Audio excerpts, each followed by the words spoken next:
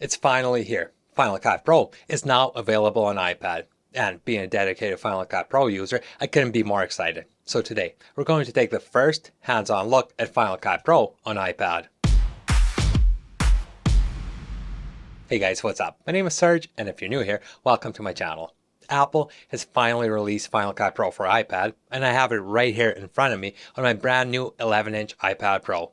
Up until today, I was getting by just fine with my 9th generation iPad, but in order to run Final Cut Pro on iPad, I had to upgrade. To install Final Cut Pro on an iPad, you need to be running one of the new Apple Silicon iPads, and if you want to edit your videos in HDR, you will need the 12.9-inch version. I don't edit much HDR footage, so I went with a smaller 11-inch iPad Pro. Along with my new iPad, I also got a 2nd generation Apple Pencil and a Magic Keyboard. While these aren't necessary, both these tools should make editing videos on an iPad much easier. There's even a couple of features, like skimming footage, that are only possible if you have an Apple Pencil. The last thing you'll need to edit in Final Cut Pro on an iPad is a monthly subscription. I really wish this was a one-time purchase like Final Cut Pro on Mac, but Apple has decided to go with a subscription model. On the bright side, it's only $5 a month, and you get to try it free for 30 days before you commit. So if you think about it, it's actually a fairly reasonable price for a tool that lets you record, edit, finish, and deliver videos all on an iPad. Next, let's take a look at the user interface.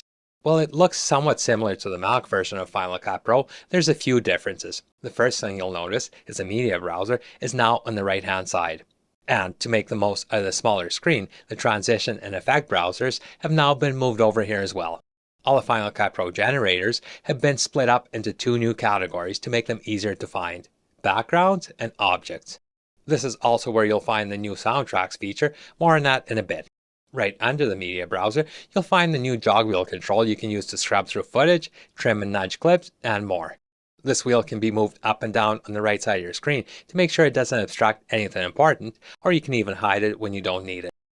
The timeline window looks very similar to the Mac version of Final Cut Pro with one welcome addition. Each clip now has an icon to help identify what type of media is in that clip, so you can easily distinguish between your video and audio clips or even different audio rolls.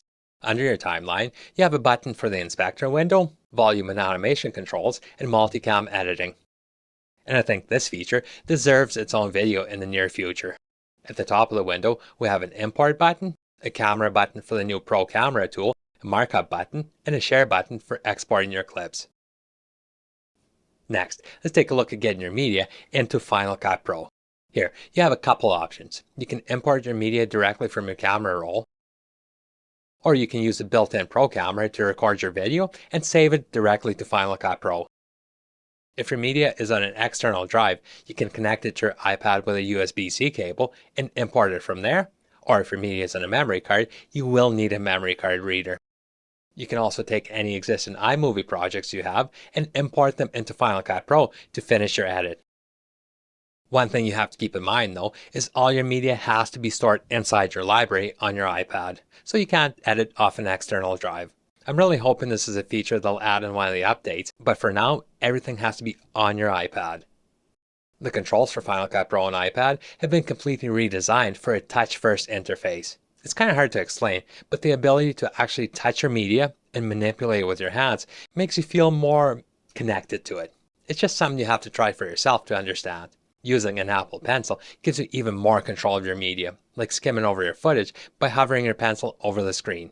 You can even draw, highlight, and write directly on your footage with an Apple Pencil to make unique titles and animations.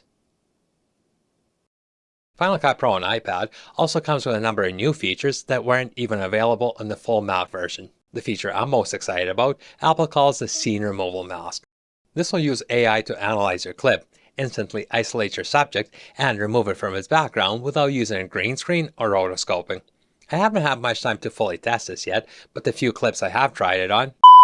Another cool new feature added to Final Cut Pro on iPad is the Auto Crop tool. This automatically adjusts your footage for vertical, square, and other aspect ratios so you can deliver your videos to multiple destinations with ease. While this feature has been available on the Mac version of Final Cut Pro, it had its limitations. Before, in the Mac version, you could intelligently crop your clip and frame your subject, but if your subject moved, you had to manually keyframe your clip to follow your subject. The new auto crop feature does this for you, making converting your videos to vertical even easier. If you shoot your videos on an iPhone using cinematic mode, you can edit these clips right in Final Cut Pro. You can choose your focus points in a shot and change them over time directly in Final Cut Pro. No more going back and forth to your phone to adjust focus points. Another cool new feature added to Final Cut Pro is the intelligent soundtracks. Final Cut Pro comes with 40 royalty-free music tracks you can use for your project. But here's what makes these different. Each one of these 40 tracks can be intelligently adjusted to match the length of your project. No more abruptly cutting off the end of your song or trying to manually copy parts of your track to try to extend it. You just ripple trim the end of your track and Final Cut Pro will do all the heavy lifting for you.